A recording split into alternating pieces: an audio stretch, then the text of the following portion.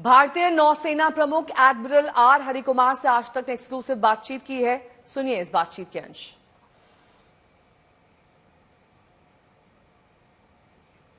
सब सरकार ने एक बड़ा फैसला लिया प्रेडेटर ड्रोन अमेरिका से लेने का।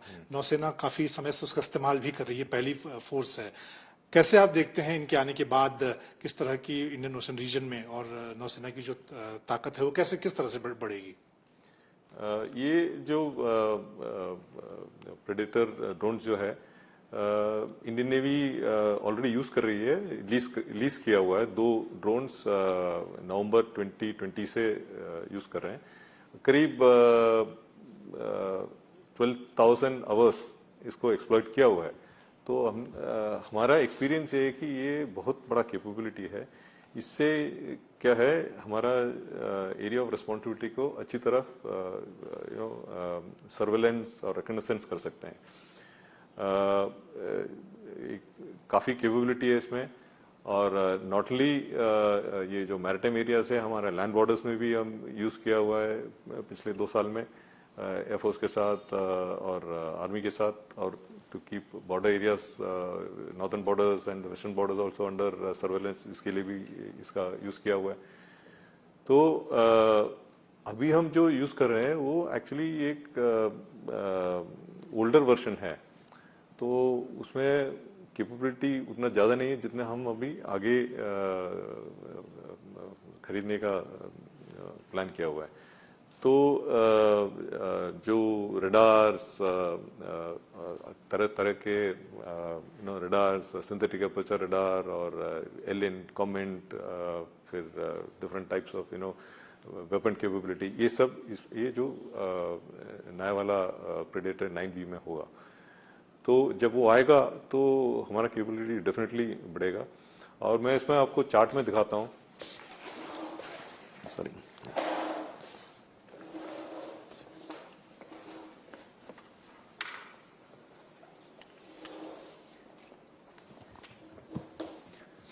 तो आप ये देखेंगे तो ये करीब हमारा एरिया ऑफ रिस्पॉन्सिबिलिटी काफी बड़ा है। मतलब ये बे ऑफ बंगाल है, अरेबियन सी है और ये इंडियन ओशन।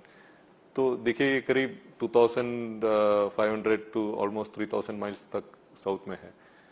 तो इसको सर्वेलेंस पे, कंटिन्यूसली सर्वेलेंस पे रखना, सो दैट हमको पता चलना चाहिए कि कौन कौन नेवीज ऑपरेट कर रहे हैं, या किस तरह के मर्चेंट शिप्स या फिशिंग वेसल्स, और जिस टाइप के वेसल्स यहाँ ऑपरेट कर रहे हैं, क्या कर रहे हैं, किस लिए इधर हैं।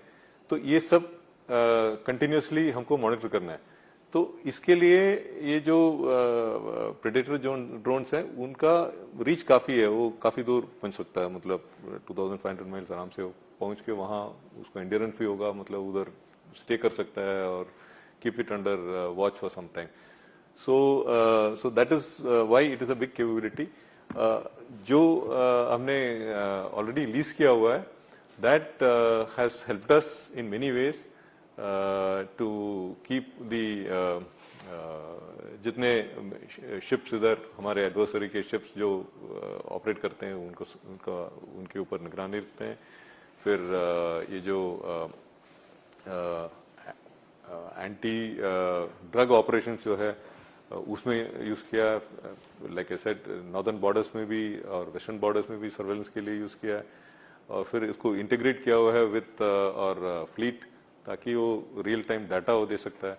So it is got great capability. जो अभी आएगा that will be even more in potent in many ways.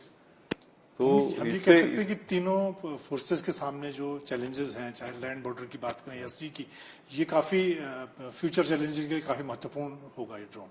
हाँ, तो इट विल काफी महत्वपूर्ण होगा, क्योंकि इसमें बहुत सारे कैपेबिलिटीज हैं, जैसे मैन अनमैन टीमिंग। मतलब ये नेवी के हिसाब से मैं बात करेगा तो ये ड्रोन जो है PATI के साथ और ये जो MH-60R हेलीकॉप्टर्स, इन सब के साथ भी काम कर सकता है in different operation. So that is one capability got. Then it can stay for a longer time.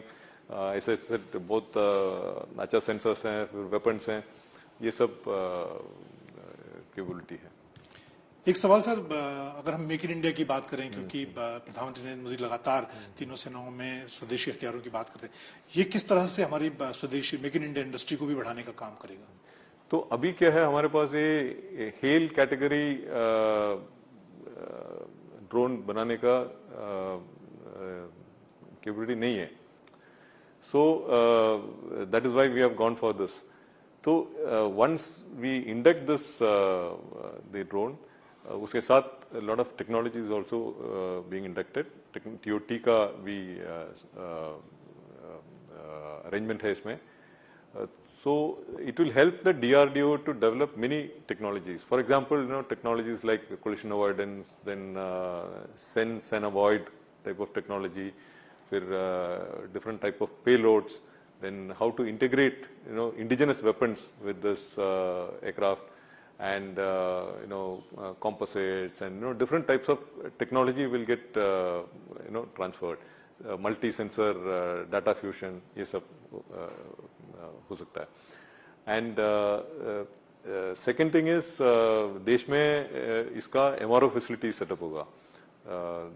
Maintenance and repair and overall वाला जो फैसिलिटी है, तो उससे क्या होगा, there will be employment will be generated, many MSMEs, startups, they will all get involved in it. इसके पुर्जे बनाएंगे इधर, and so some amount of technology will get developed towards it.